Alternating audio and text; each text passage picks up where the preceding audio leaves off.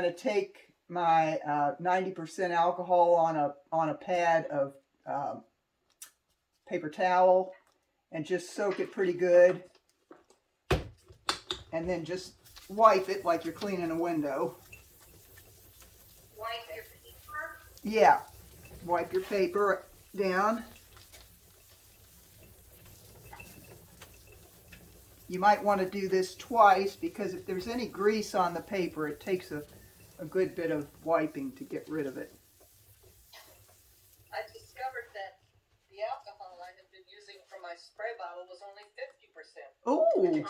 Why I wasn't getting too much action. Right, right. Yeah, you can get. You can. Mine is 70%, but don't have to do. Yeah, that's fine. I mean, you can get it's called 91%. And it's. I had some in the cupboard. So. Yeah, it's available now. During the first part of the pandemic, you couldn't get any of this stuff. Really? But, I know. That's why I have what I have. Yeah, well, I know. And I went ahead and loaded up my palette. And believe you me, this color business is so personal because George James has one set of colors and a palette, and this Quiller palette's a whole other one. And I just kind of go back and forth between what I like, and George James really has, to me, the best colors. And so I loaded everything up that I have, from quinacridone gold to cobalt turquoise, and I put some burnt sienna in there and some lamp black and opera, which I love. Opera is this real bright color up here, and you'll see when it hits the paper what happens. But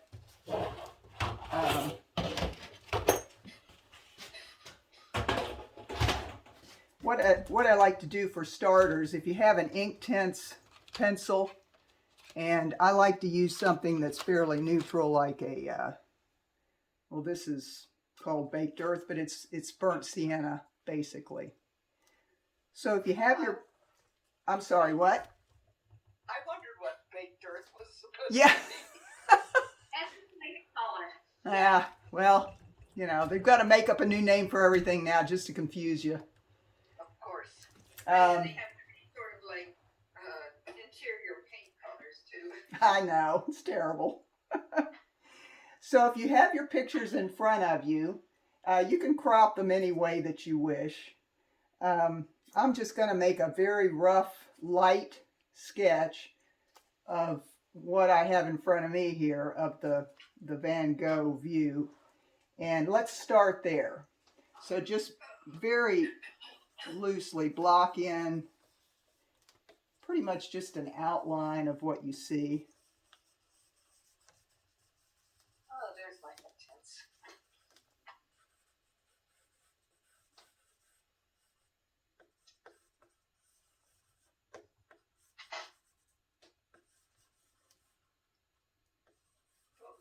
What are you drawing with? I'm drawing with it's called baked earth or burnt sienna Inktense pencil. Or any kind of watercolor pencil will work because you want it to be able to dissolve.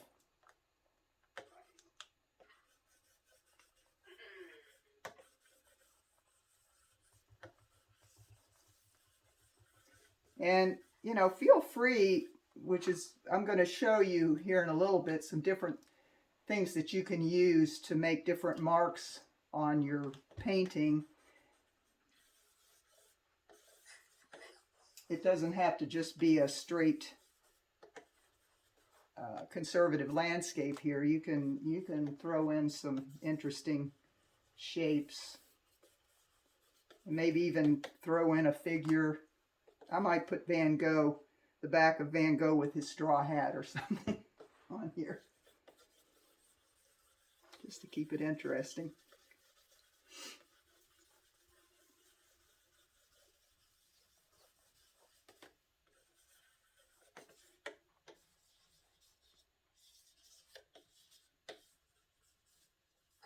And then once you have those just very basic shapes down, you don't need a lot of detail because this is just the laying out of your basic composition.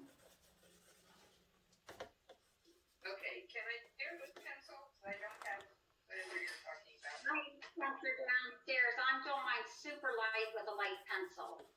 Okay, that's fine. Yeah. I mean, it'll just be the pencil. Yeah, the pencil will stay, the pencil lines, but that's okay too because you see in a lot of standard watercolor on watercolor paper, you can see those pencil lines.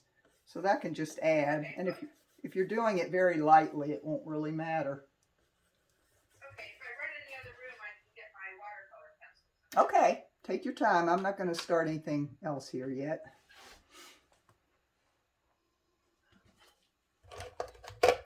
I'm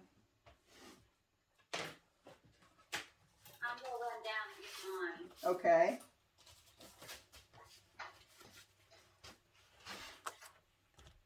Jim, are you there yet? I couldn't. I'm looking for my color pencil. I'm just wondering if Jim got on. My goodness. Yeah, I wish I had his number handy. Oh, where do I keep it? Let's see here. Well, while we're doing that, I'll just show you some of the different things that I use for textures and so forth. One thing that's kind of nice if you ever want to invest in it, and I'm going to use it today just to demonstrate it, but this is auto detailing tape. It comes, you can buy it at any auto store, AutoZone or someplace like that, Advanced Auto, and it's made by 3M, and what's nice about it is that unlike tape or painter's tape, the watercolor doesn't leak underneath it, and it is reusable, but you can take these little strips and you can wave them around, turn them, and make different patterns with them, and leave the space in between to make a whole different shape or form on top of the painting. So it's a nice little thing to do if you're working with anything that's a little bit abstract. And I'm going to use it today just to show you. Another thing is carpet samples, which are great for texture. This is just a regular carpet sample. You can see the stripes on it. The dots there are from me using a little sponge thing you can get at craft stores. And whatever the sponge picks up and you put it down, it'll also pick up the paint and put that texture down. So, you know, I'm preaching to the choir here, especially Bob, because you know all the tricks of the trade with this stuff. But it's fun to do. Another thing is I take a big comb to pull through for texture and stripes and things like that, because this paint on this surface really does nicely with texture. Unlike most paper surfaces, this really leaves a clean, clear mark, especially if your paint's not too watery. So that's another good thing to use. I'll be using my homemade stencil, which is a spiral here. And if you put water on this and press it down into the paint, lift it and put your Kleenex down, and run the sponge roller over it and lift it, it'll lift the paint underneath, so you'll have that ghost image of the spiral. So I'll use that too, which is... Oh, hold it up a little bit more. What's that? Hold up the spiral. A little close to the... What I did was I cut out some foam core, little strips of foam core, and glued them to a piece of mat board. Oh, okay. Yeah. And then I coated the whole thing with acrylic sealer, and it makes a nice stamp. I've used this thing for a long time. You can also make stamps with linotype or linotype, you know, that foam. I don't know if I have any here, but they sell the pads for printmaking for doing lino cuts. You can do it on that, or you can just get a regular plastic eraser and you can carve different things into it. I don't know if you can see that or not, and you can make your own stamps that way, which is also fun. These drywall and painter sponges from Lowe's are also good. They make nice imprints on the Yupo.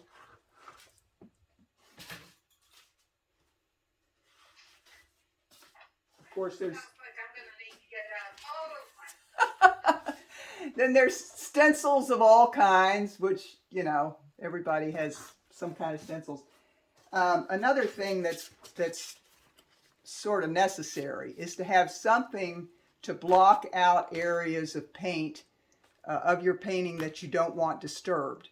So let's say you've got an area that you want to remove, and you just lay your mask down, and you can spray with water or just dampen a rag with water and remove that area. Or maybe you want to overlay something there in that area without disturbing anything else. So that's what these are, just for masking off areas.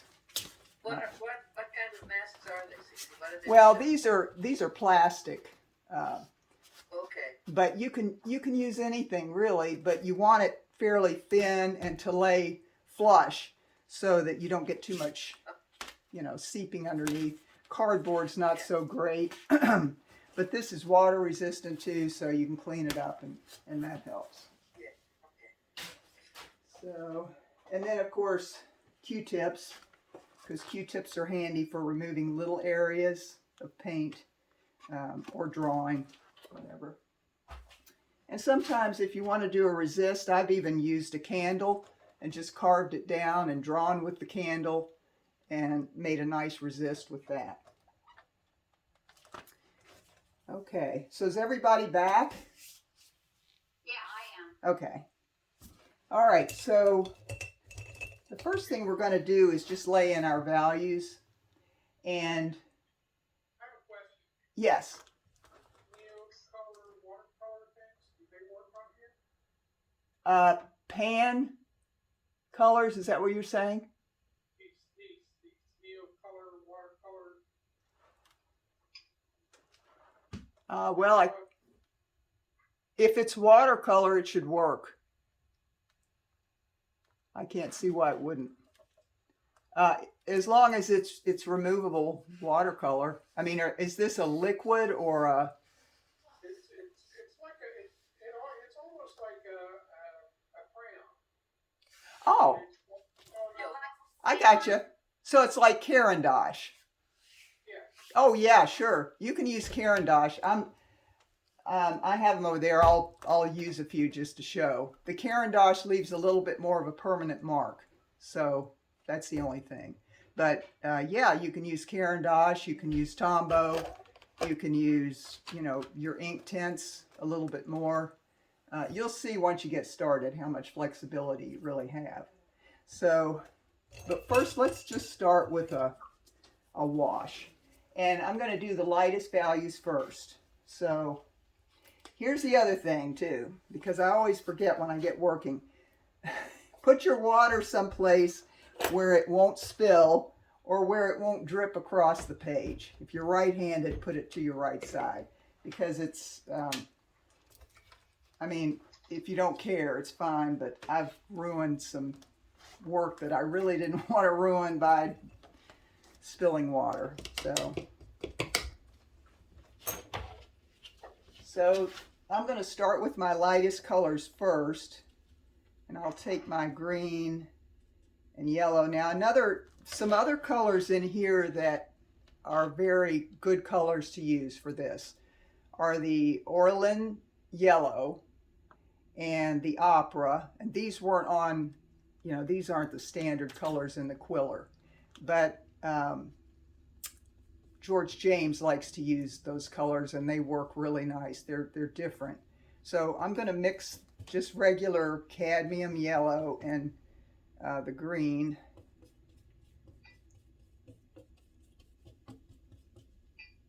And maybe add just a little pinch of the Orlin. I can never pronounce it very well. And I don't know if you can see that color. It's just it's kind of a sap green. And you want it to be somewhat thick. Now, there's another thing too called a graded wash and a variegated wash. It's all the same, graded, variegated. And we can use that for the sky. You could even use that in areas here.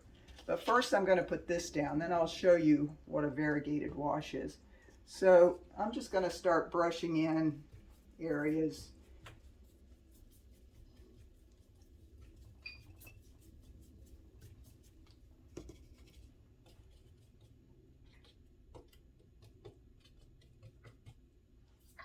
Just the areas where you see these greens.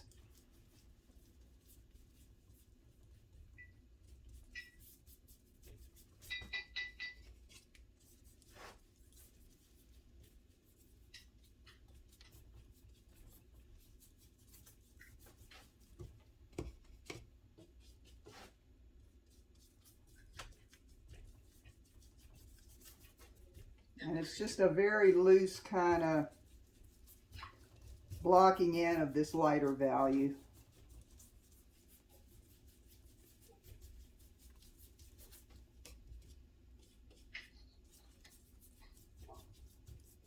Now what you might see is some of that pencil coming up behind as a resist.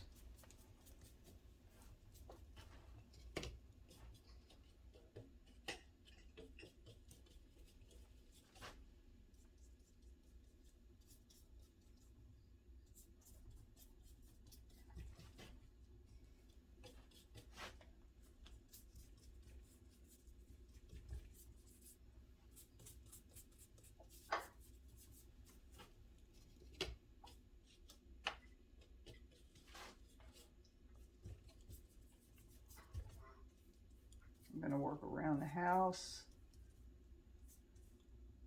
A little shed there.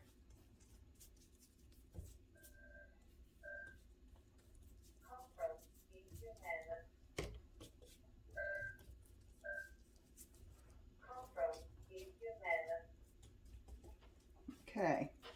Now, while this is still just a little bit damp, I'm going to take my tissue and my sponge roller, and I'm just going to lay it over certain areas. This tissue tore.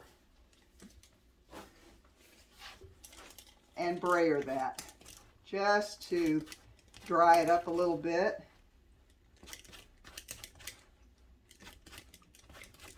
Because what I'm going to do after this is take the brayer and blend it all together. So I'm just picking up the watery stuff so it doesn't leave too much on the brayer. See, Uh-huh. how do I enlarge your section? Because you are written in a group like those small photos, I cannot see. Can you put it on gallery? I mean, can you take it off of gallery view and put it on full screen? How do I do that? Or on speaker. Or on speaker? Put it on speaker, Janet, if you can do that. Right. And if you could pin it, if you could get a speaker and pin it, CC's it. Yes, I've got myself pinned, but yeah, try pinning me on your end. If you see those three little dots up in the corner of my screen, my image, Yes. Yes. click on that, and if it says pin, hit that. Pin? Yeah, pin. So you're pinning me. Oh, I never knew that. Oh, okay, it's a little bit larger now. Good, that's good. Okay. So what I'm doing is taking this sponge roller and just going over the whole thing.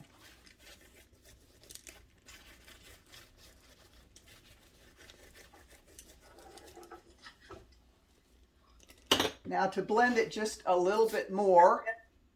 Jim's on. Oh, Jim. Okay.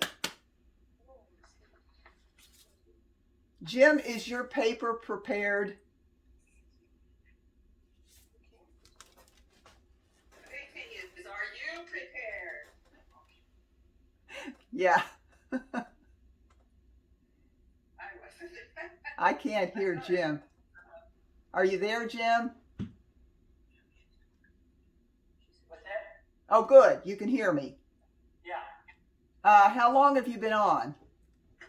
I just got out of work a little while ago, so I haven't even started. I'm gonna just be watching. Okay. Well, no, we're fine. If your paper needs to be prepped for it. Well, I'll get it. I'll just watch right now. Okay, because I'm recording this, so All right. I'll send you. I can come back and watch it again. Yeah, I'll send you the recording. Okay, thank you. Okay. Okay, My so dues are sent in today. huh? My dues went out today. Oh. Oh boy, timing. So right now you just have a lot of brush marks and stuff on here, and some of it's blended, some of it's not. So what we're going to do is take your water. This is water, not alcohol, and spritz it over certain areas that you want the lightest. So I'm going to take a piece of Kleenex, and I'm going to start with just one area where you see underneath the poppies where it's so much lighter. So I'm just going to spritz this over that area, because it doesn't much matter. There's going to be a lot of darks over the top of this.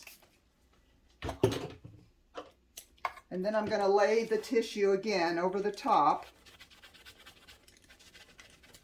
and pick up some of that color and brush marks.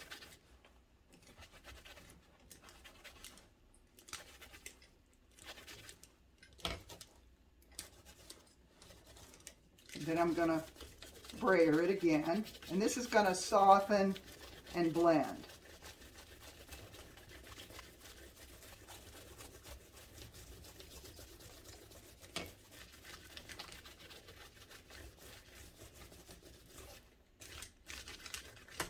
Okay, now at this point, I would say get your blow dryer and just go over the whole thing.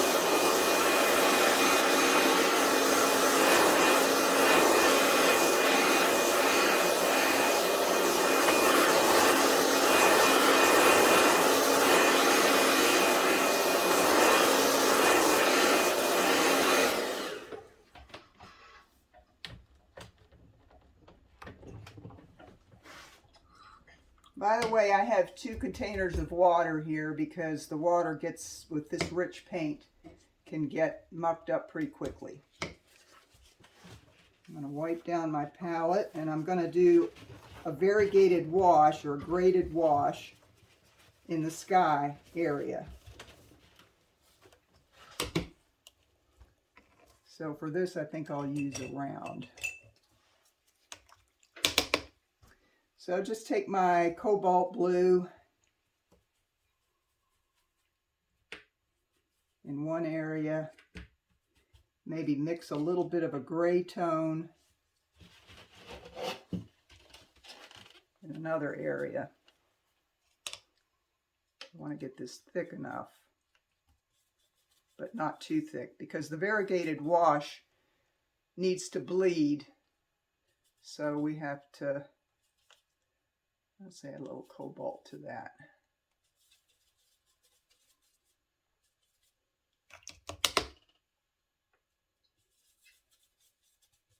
Okay. So first I'm just going to wash down that area with a little bit of water.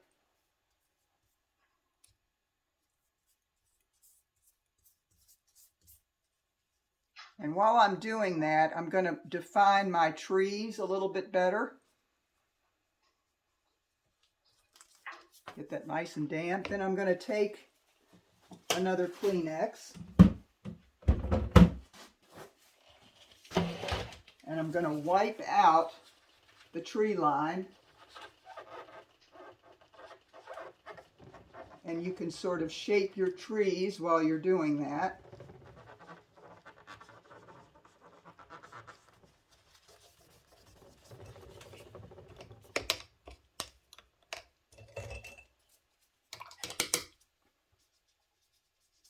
I'm just erasing basically.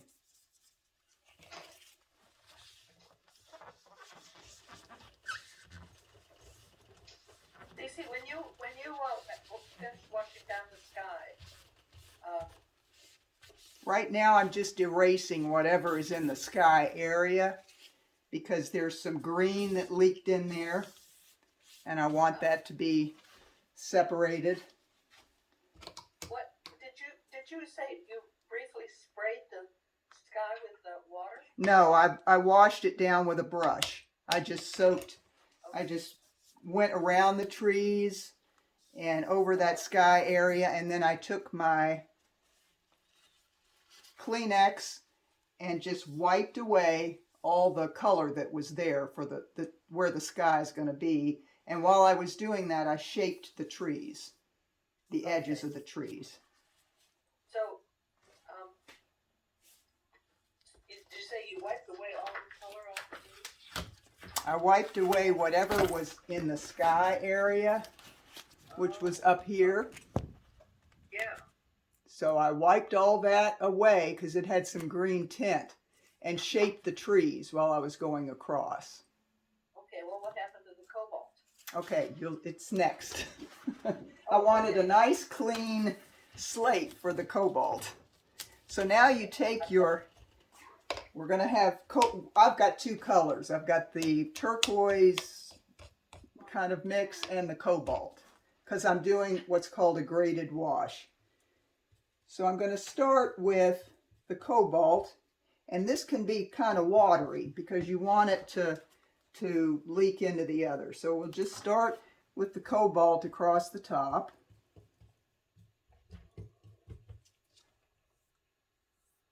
There's not a whole lot of sky room, so it's nice and okay. And then I'm going to switch to, and you can use cerulean or turquoise, whichever. There's not a whole lot of difference there. But they'll bleed into one another. And again, I'm just kind of going the shape of the trees.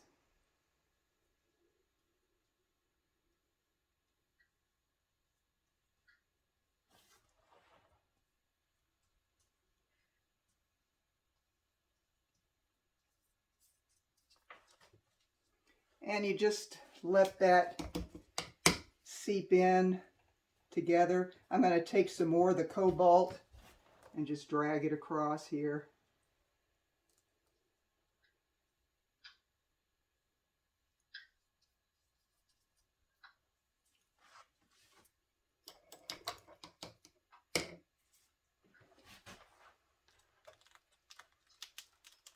You can even let this pull up a little bit and let it drip down. Uh-oh. That was a mistake. Those were just pencils.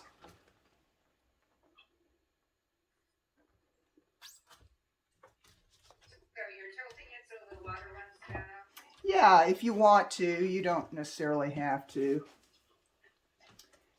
Now again, if you want to blend that sky or if you want to leave it like this, I would, at this stage, you might want to start drying it.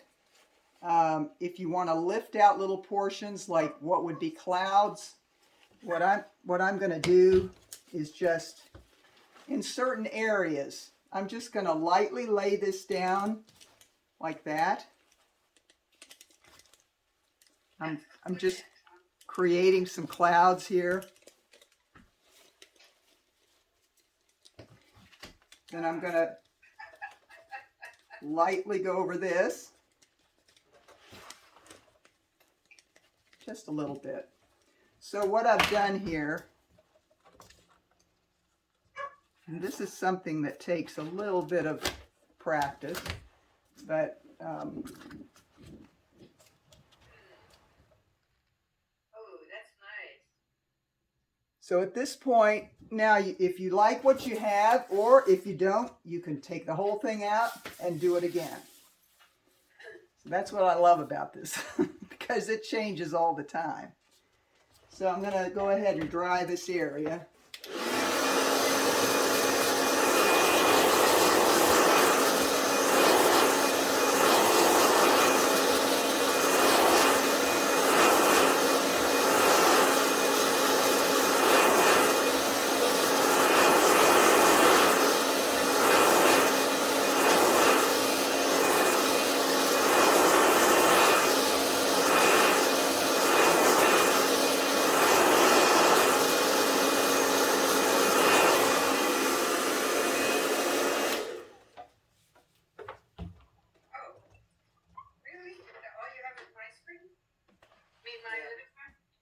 Yeah, right now. You mean, I had Cece's for a while, but now suddenly I've just got you. That's because she was. Okay, now I've got Cece. Yeah, it's on. It must be on speaker view. Well, I'm using my phone, which. Okay. Because it's the only I could get on with. Okay, I'll make sure I'm talking a lot. Okay, well, I wish I could pin it, but I don't see any way to pin it. I know. It's awkward. Okay, so I'm going to do that same variegated wash with the wall that you see there running behind the house.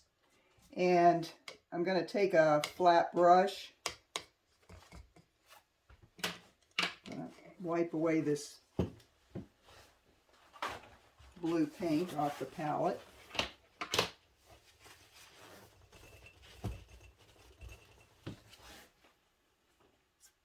And there's some nice grays in there.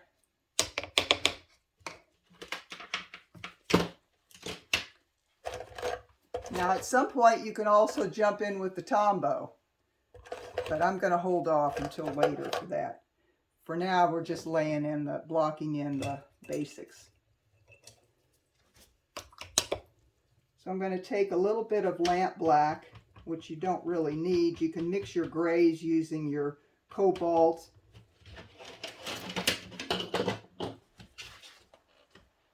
You can use cobalt or ultramarine. I like ultramarine the best. And alizarin.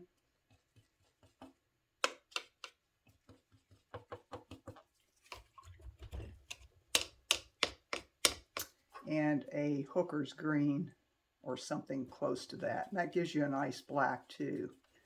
But you don't want, you want to stay in a gray range with this. So you're gonna, and that has sort of a blue, I can see. So I'm gonna mix a little cobalt in there to give it more of a blue-gray. So with this, I'm just gonna go across. Again, it'll be another variegated wash,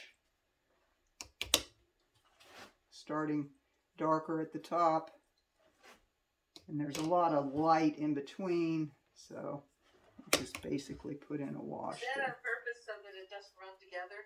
Yeah, that's what that means. Graded and variegated mean they're running into each other. Okay. I meant, were you leaving the white so it wouldn't run together? Oh, yeah, no, I'm gonna play around with this. So what I have here is basically just a wash going across where the wall is. But I'm going to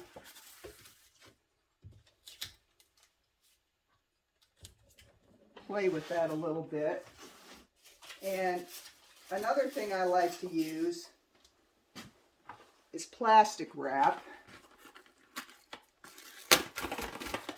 And on this thinner paint, it might not work quite as well, but it'll give a texture to the wall.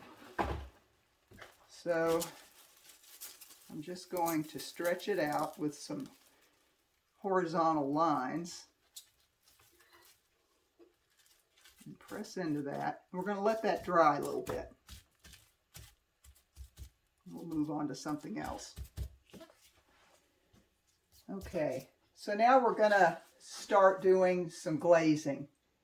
And in these darker areas that you see, we're just going to start to build up from our midtones to the darker values. So we'll start with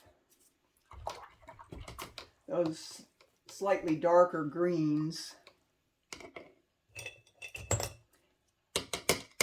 And when you're glazing, the main thing is, because with Yupo, if you irritate the paper, it will remove the paint. With the glaze, you have to make just one mark, and the paint should be semi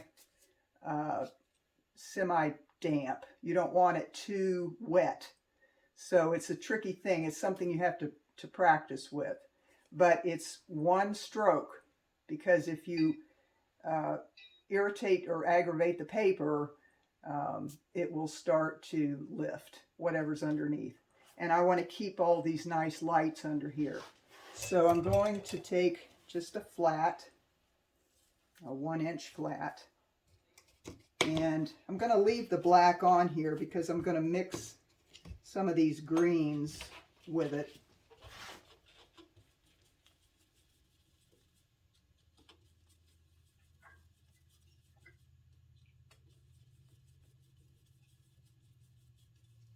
I'm going to put a little of that Aureolin yellow in there. I've got a pretty good mid-tone here.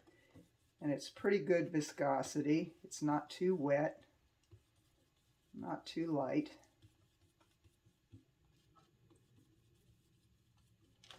So I don't know if you can see, but it's fairly, I'm going to show it on here too, fairly thick, but not so thick that it'll drag. And you can use either your round or your flat. I'm so used to using flats. But I'm going to start with this lower part here.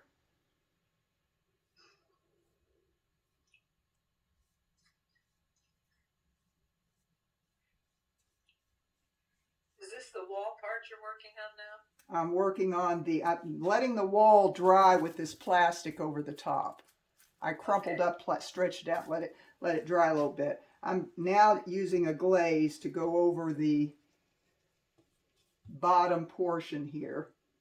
Oh yeah, I'll get rid of it. So just one stroke.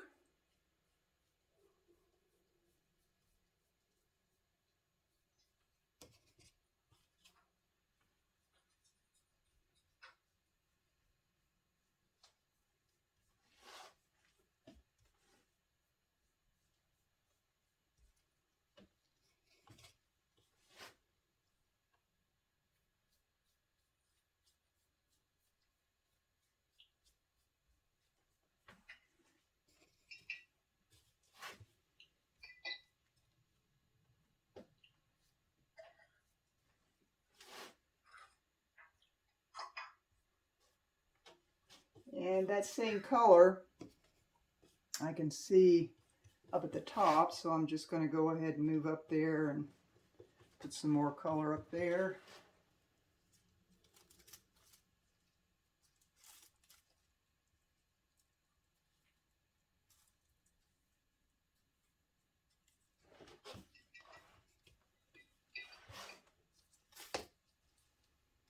Or you put that on top of the tree? Yeah, up at the top of the tree line. I'm also using this color for that.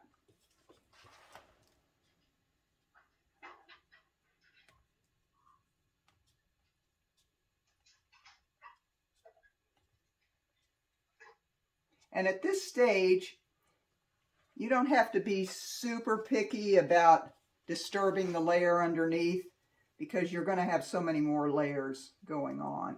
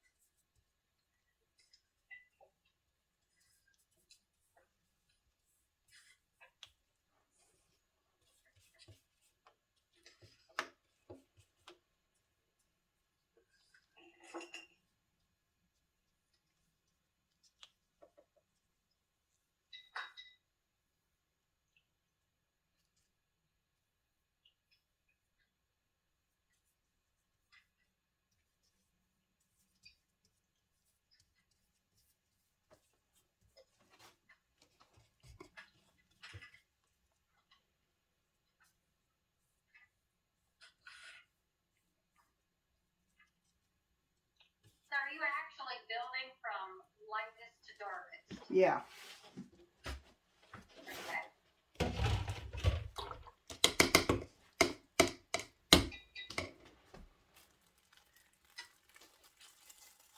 Now I'm going to go ahead and lift.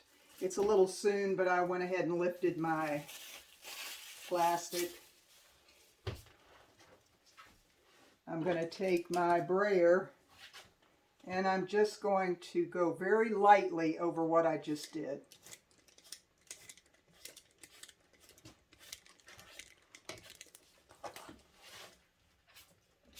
And one neat thing you can do is actually remove paint. If you hold your brayer like this, which I'm doing now, just to add a different texture at the bottom, which I'll fill in later.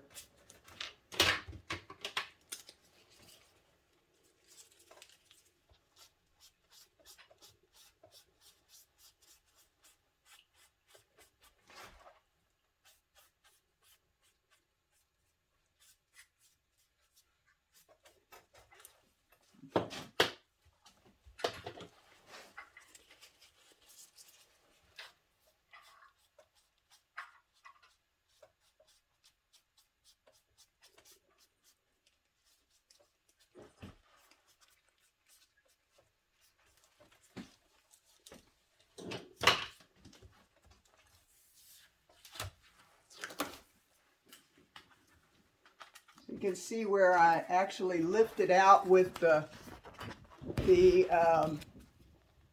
sponge roller some of that color down below to give it an interesting edge. And then I'll go back in again. So at this point, it's good to dry.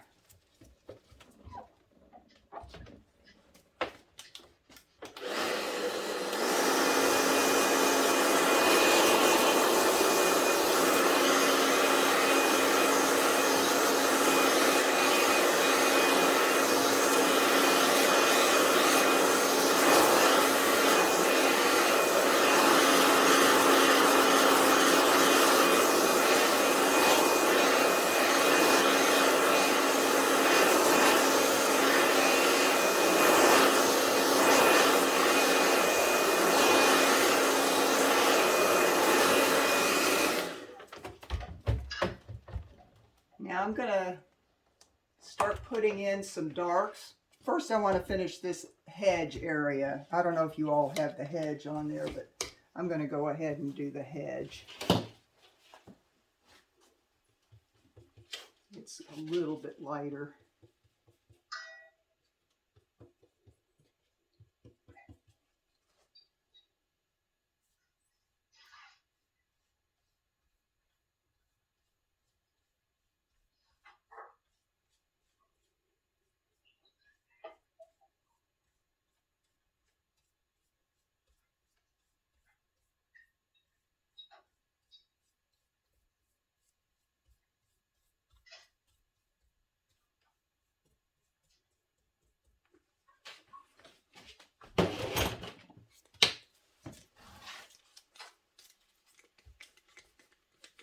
I just lightly brayer over it.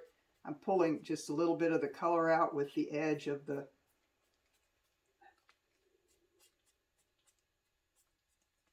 roller.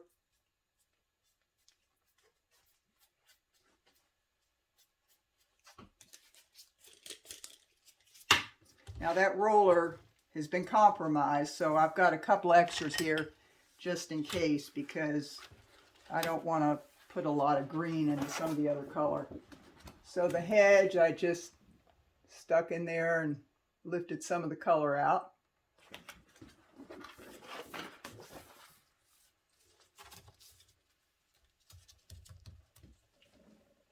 So now I'm going to go to... Cece, Hmm? can I ask you a question? Yes.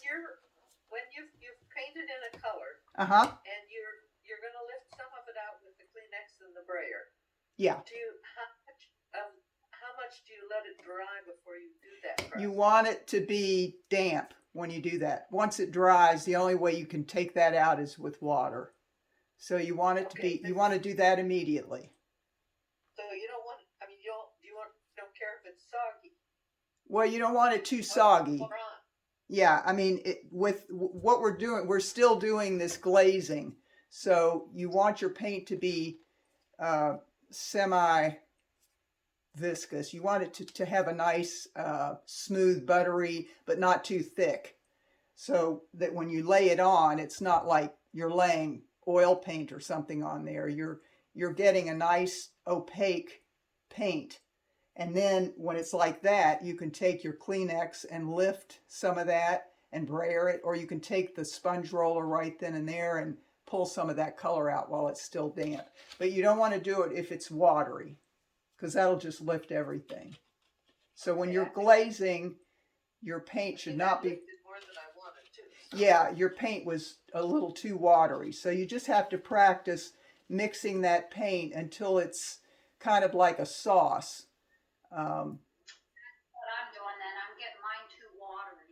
Yeah, you want it to be like a chocolate syrup sauce. Not quite that thick, but yeah, you don't want it to be watery. That's always the issue with watercolor painting. When you're on paper, yeah, you want it to be more watery. When you're on Yupo, you want it to be a little bit thicker. So that's probably why, you know, the tube paints are recommended, because they're more like paint, acrylic paint. That makes sense. Huh? That makes sense. Yeah. So now I'm going to start putting in some darks, and I'm going to go for purples.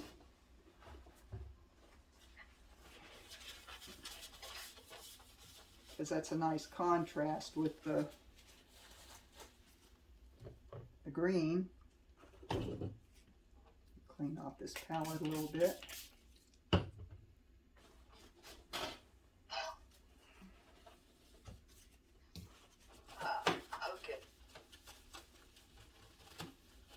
Okay, so I'm gonna go for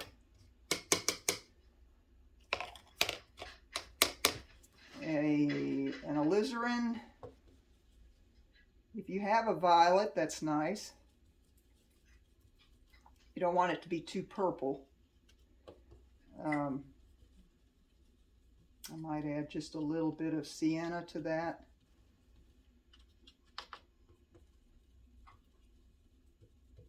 And you see how thick that is. You don't really see much of the palette through that. That's right. If it's too thick, you know, just add a little bit of water on your brush so that it'll go through. But now I'm going to drag it through this bottom part where there's spaces there, just to bring out some of those dark areas.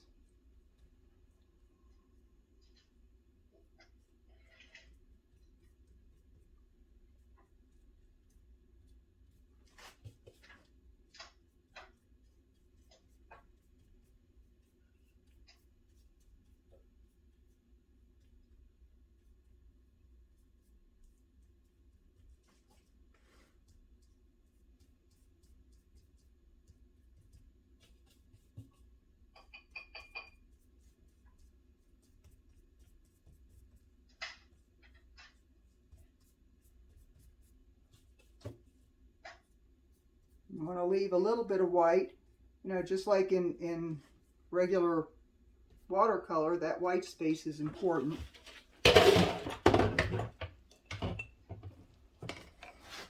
And now I still have my sponge roller here that's got some green, so I'm just gonna sort of blend this in a little bit.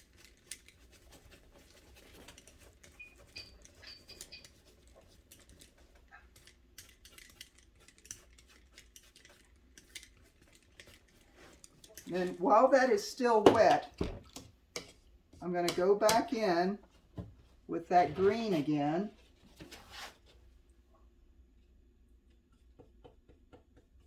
With a different, slightly different shade of green, which is also a dark green. It's almost like a Prussian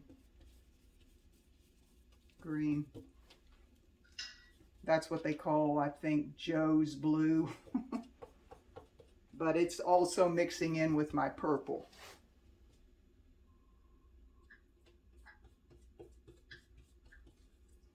And I'm just going to, again, pull that up because that's a really nice rich dark. It's almost a black. And in certain areas, as you can see, there's some real darkness underneath there. We'll just go over that.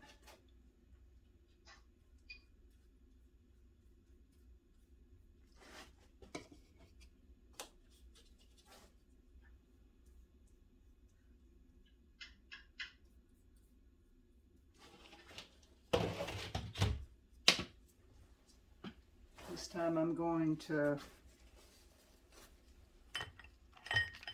put this over just certain areas.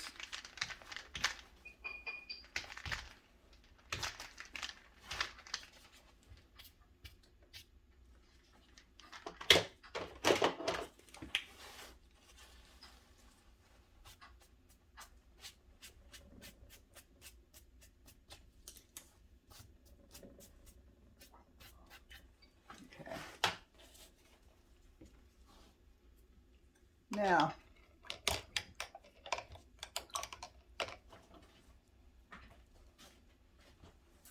wide brush here. So now I'm going to do something with this rough edge here along this hedge. And I'm going to do a wash over this area that we did from the very beginning. It's going to sort of blend everything together. And I'm going to get some clean water because I don't want that getting all muddy. So if you have to change your water, go right ahead.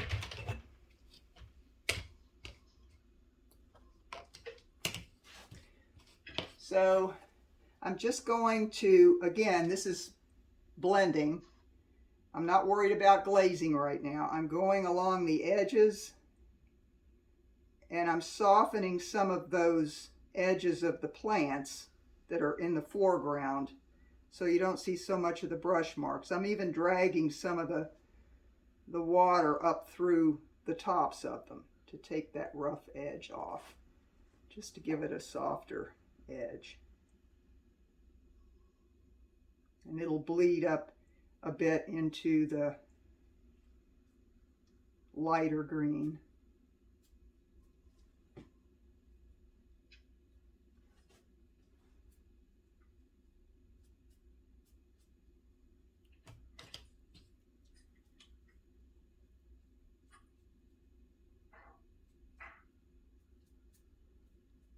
Now you're seeing the effects of a variegated wash because whatever it's doing in there with that light green, it's blending right into it.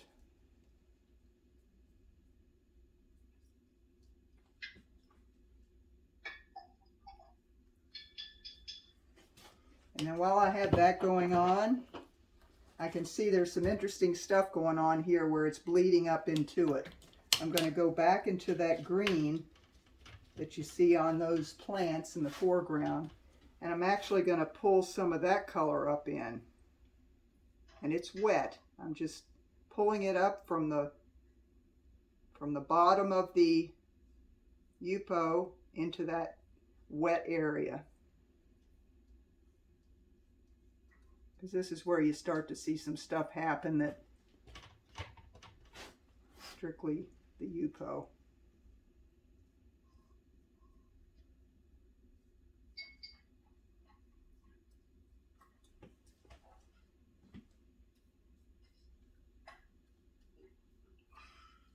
Okay.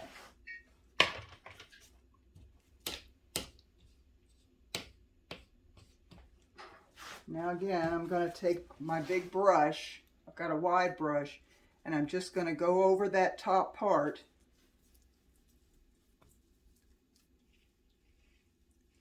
And then I'm going to lift some of that close to the border of this hedge, but not too close because I don't want to lose all that nice effect that's going on. I'm just going to tap across there.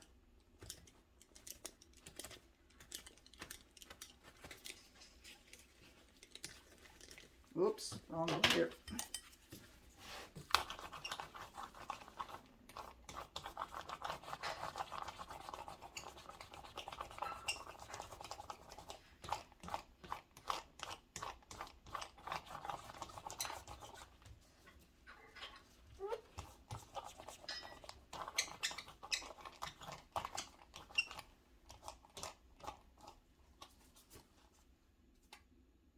And if you want to stripe some of that again at the bottom, just to pull out certain areas, just for a little bit of texture.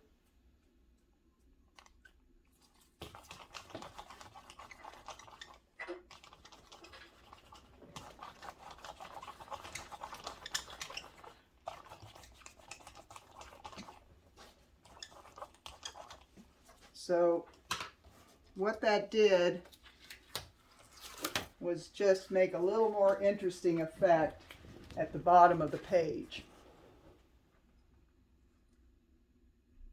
Can everybody see that? Yeah. Now we're going to dry it.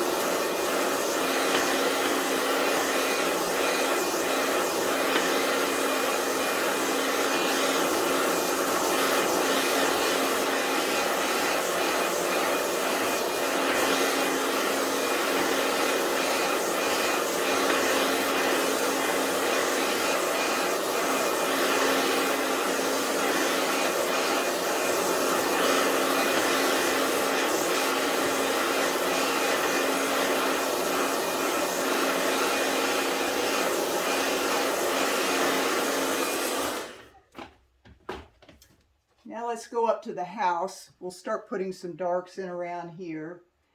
There's still a dark area underneath that hedge that's on the left, so we'll get to that too.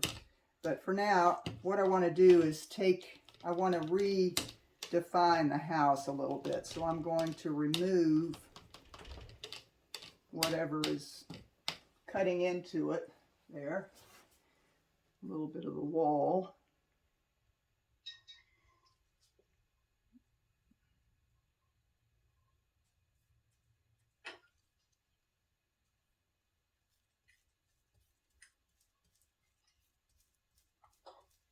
Because we want to make sure we still have those nice lights on the wall and on the house clean.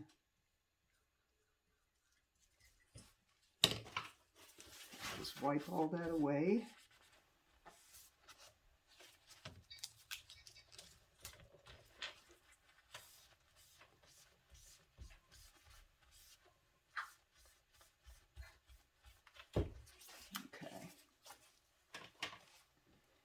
Now, along the border of the wall, there's some light trees and there's some little bit darker trees.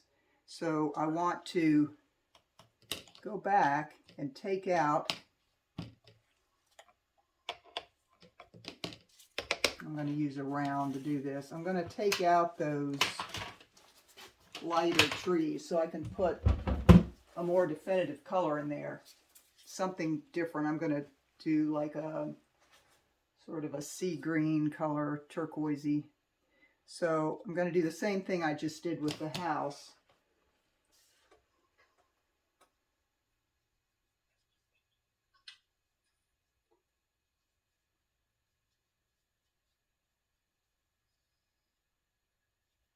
There's a tree in the middle there.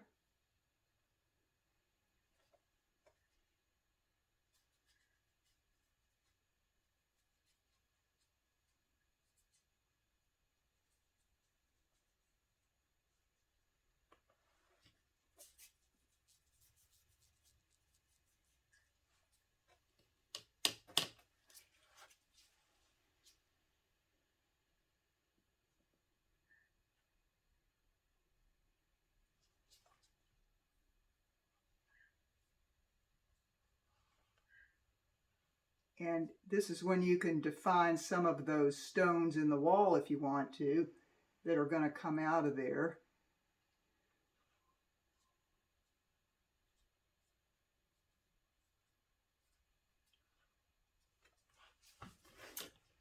Then you take your clean tissue.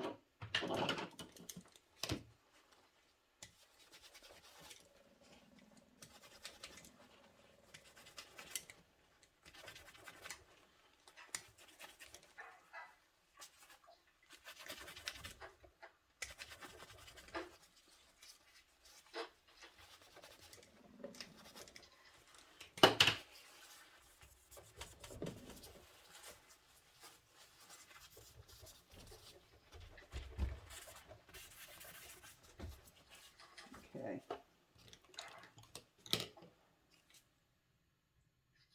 So the house has got, I'm going to put some purplish gray tones on the one side. I'd like to put some other colors in there, so I'll show you how to do that. Some outlines of things. So the first thing I'm going to do is just take that purplish gray wash.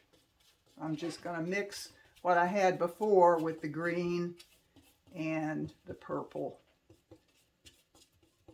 Maybe add just a little more of the black or in the brown, sienna.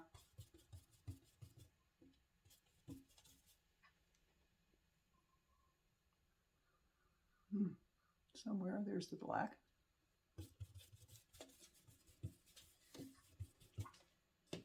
This will tie in those purples at the bottom. So I'll just go ahead and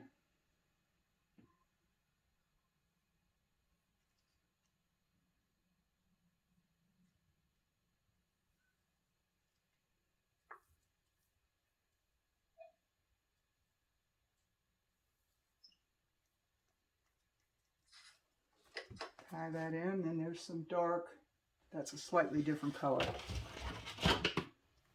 Now with this, because it's not quite that dark in the photo, again, I'm just going to lightly pull out some of that color.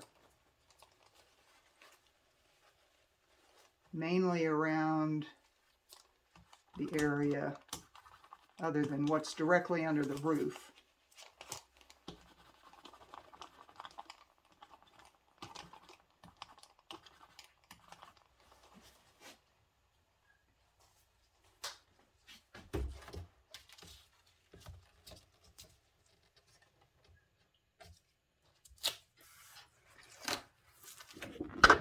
So that's what happened there to get that mid-tone.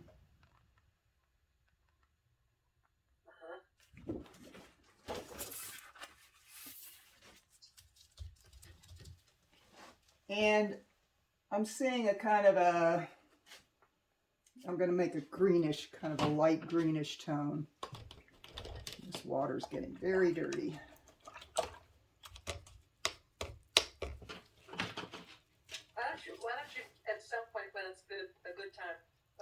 us about a 5-minute. Let's do that because we need to clean water and Yeah. such. I'm gonna log out, log back in, and see if I can't get rid of this annoying message. Okay. Let's take 5. The whole screen, so I can't see anything. Oh. Well, I mean, not the whole screen, but enough of it. The key part. I got you. Okay, so I'm gonna go dump this water. okay.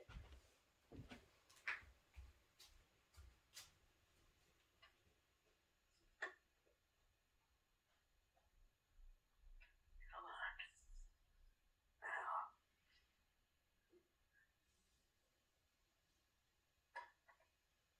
What am I waiting for?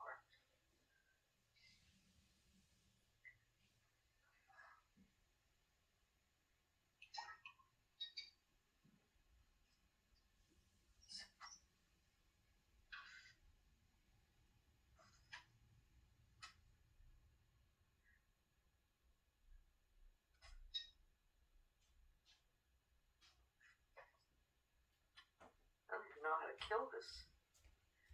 Kill!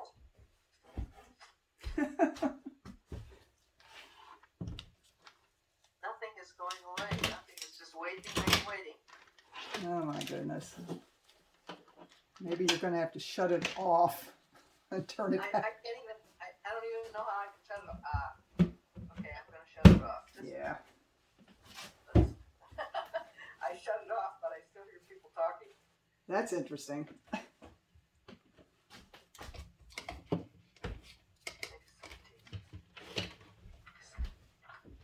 No, still there, waiting.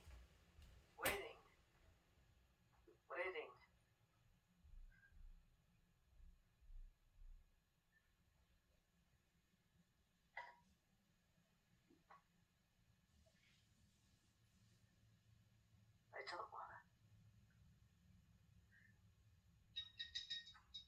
Yeah. Oh. Edit home screen. Maybe that's it. No.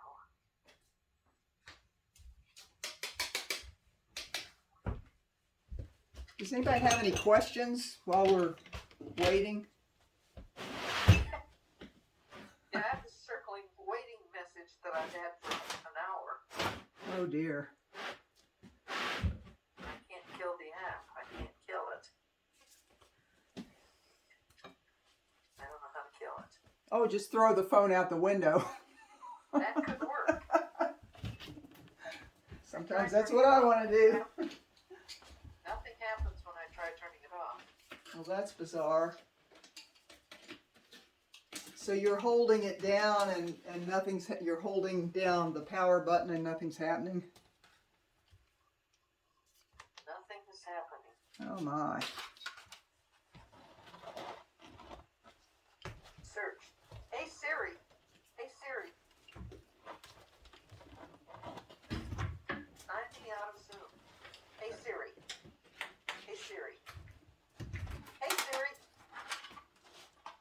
Siri's not paying attention to me. Siri's asleep. But neither is anything else. Nothing like feeling better than being ignored, huh? Yeah. By a robot. Especially by cheese. Yeah, what's going on here? There ought to be something that says.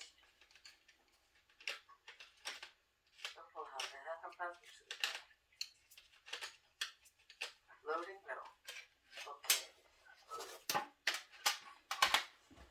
One pencil got away. No.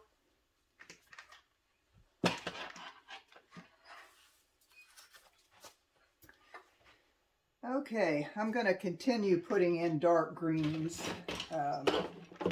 Lacey, can you kill me? Can you just Yeah, I probably can. see if that works? Let's see.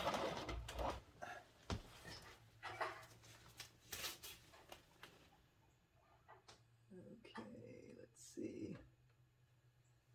Where are you? There you are.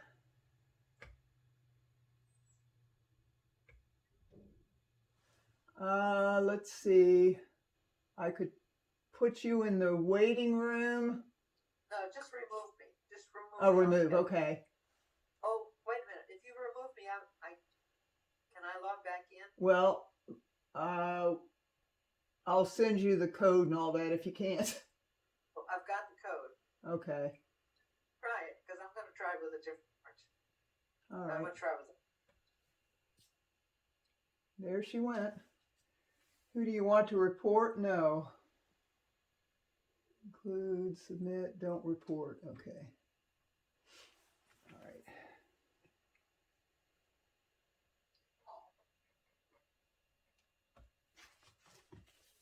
Okay. How's everybody doing? Well,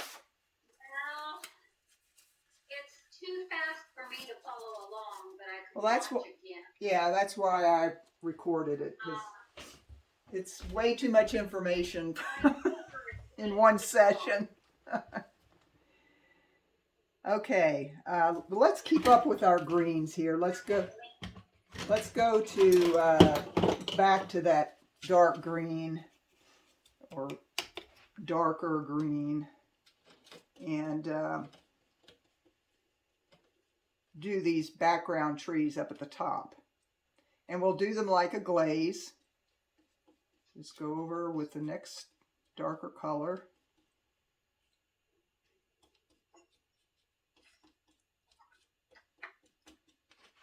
And just in the areas where you see the darks.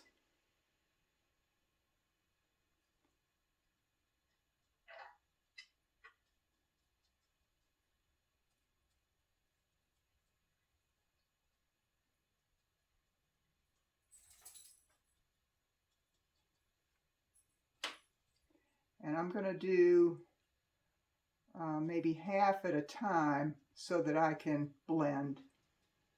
I'm going to get that tree there in the middle that I missed before.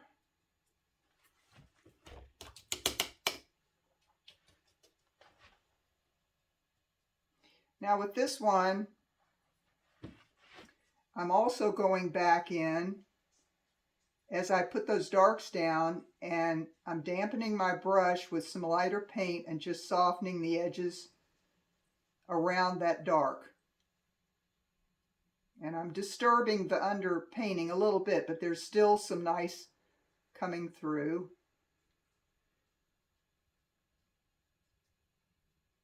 And this will soften the whole thing. So this is more like actual watercolor paper. And for some reason I picked up some yellow on my brush, and that's acting pretty cool. And it's pretty thick. But it's making a nice effect. So again, what I did was put down that syrupy mix of dark first, then I came back in with the lighter with a lot of yellow in it, fairly damp, and just went along the edges of that dark, let it bleed into it, and then also kind of scumbled it across what I already had laid down, that second layer that we did, which was a glaze. But I'm disturbing the glaze, so that's okay because the trees have so much texture in them. And it's letting some of that light come through. So I'm going to keep going with this dark. Some of that purple against the green, as well as the dark green, because that goes up pretty far towards the sky.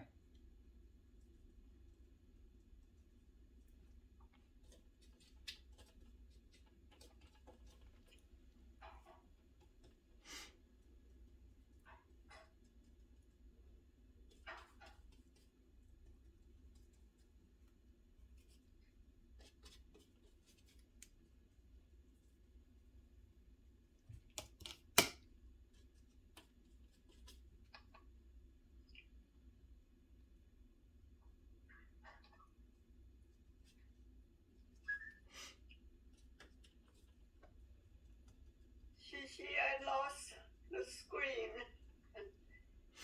You have to pin me. How do I do that? You don't see me at all, or you lost the whole screen? The whole thing is out. Okay, you might have to log out and come back in. Should I go back to your email Zoom meeting? Yeah. I'm back and I've got the real thing, but I'm not in my studio.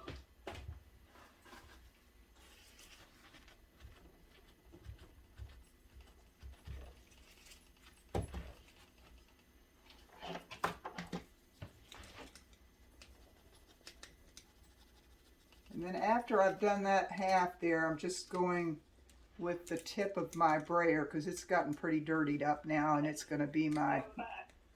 blending brayer. I'm back. Good. I'm back too, She's back. but I'm not in my studio.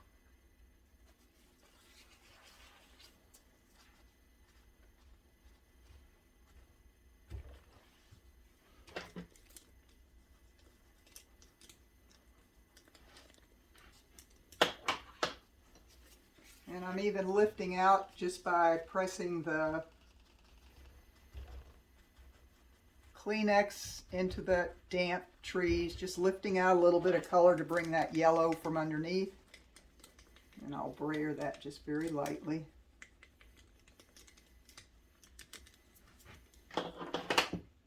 So now we're getting a more softened effect on the trees, and I'm even going to add some purples in there. Why does the lamp look so much more spotty than yours? Well, again, it's the thick, you have to get that paint just the right amount of thickness. That's the tricky part. And that just takes some practice. So I'll continue on across here. There's a lot of darks in that right-hand side.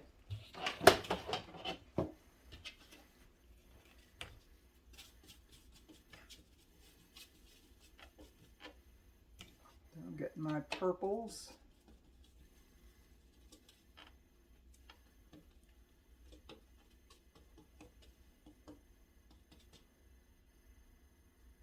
Tilt your palette a little bit so I can see just how runny that is.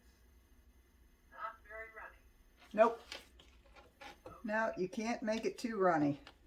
Yeah, I think that's my problem.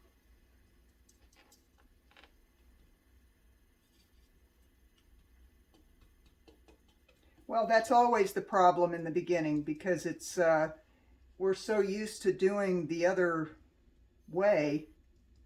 Yeah. That's what I'm having a lot of problems with, is it's too runny. Yeah, you just have to get used to, and especially if you're using the pan watercolors, it's more difficult to get that viscous, that thicker pigment.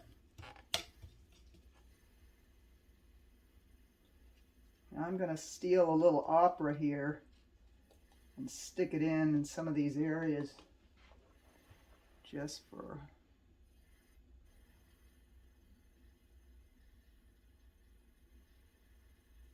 Stick it in. It's not wet, really. Stick it in. Well, it's damp, but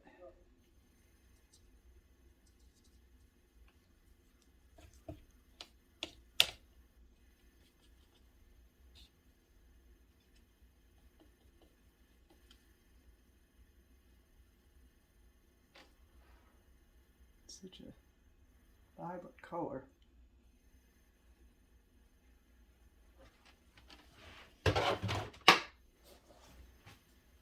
Okay, and I don't want to lift too much of that dark out, but I've got to do a little bit here. Oopsie. The problem with this, the only issue with the thick paint is that you use up a lot of paint and you use up a lot of Kleenex.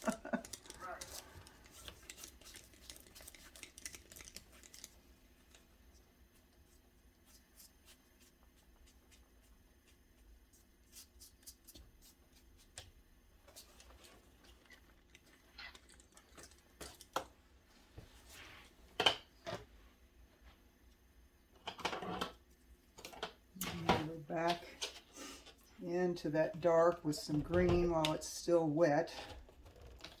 I need to clean this palette.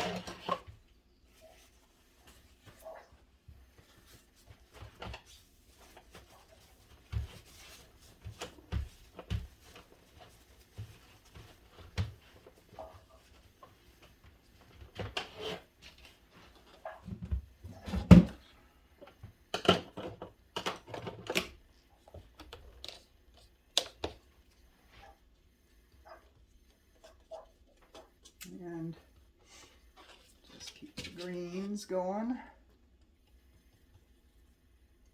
That mid-tone green with some of that aureolin. And pull it through.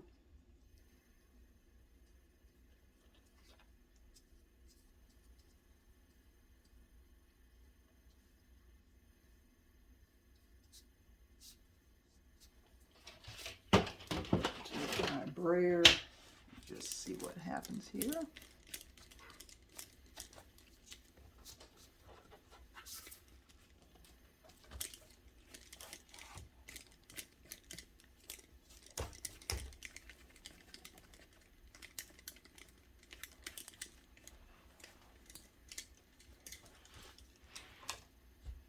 Now I'm going to dry that.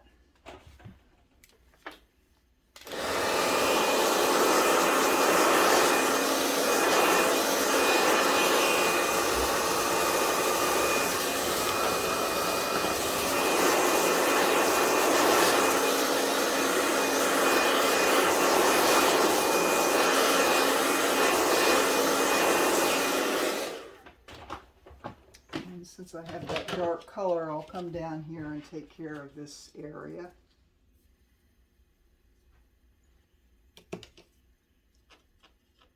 Below that hedge.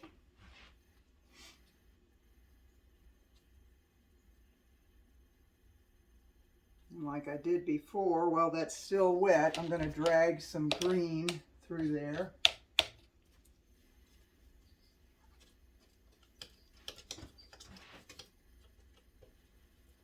Mixed with yellow, some of those nice highlights.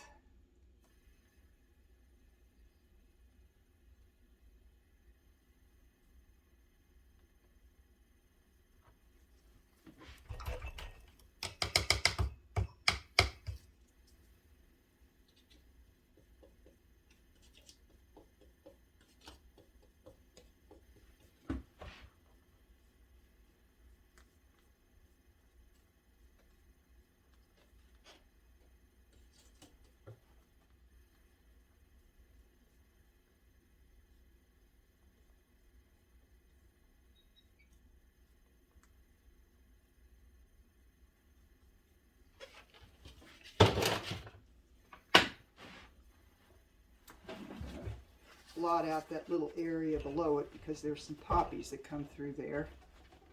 I'm just going to let that dry as it is and let that bleed in a little bit, and even take a brush with just clear water and pull some of these things together just so they're a little more like watercolor and not with such hard edges.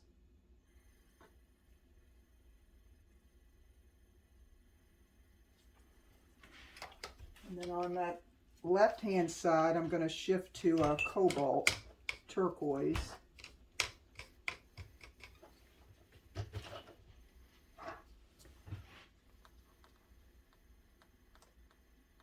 again, it's just a loose wash, pulling it into the hedge.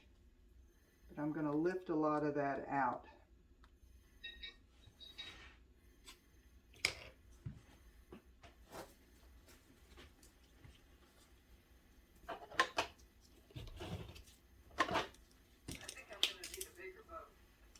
A bigger what? Bigger boat.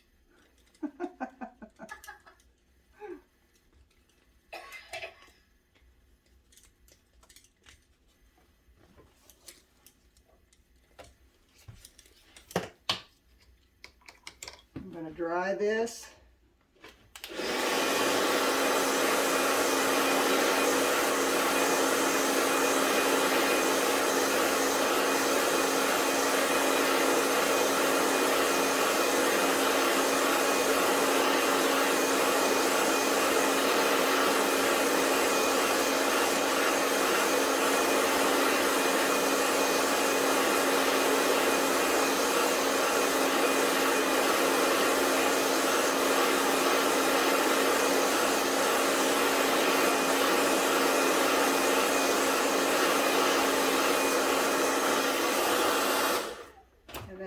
take just the light green again, somewhat watery. And I'm going to pull those fronds back through that cobalt blue. Get a lot of yellow in there, so there's some contrast.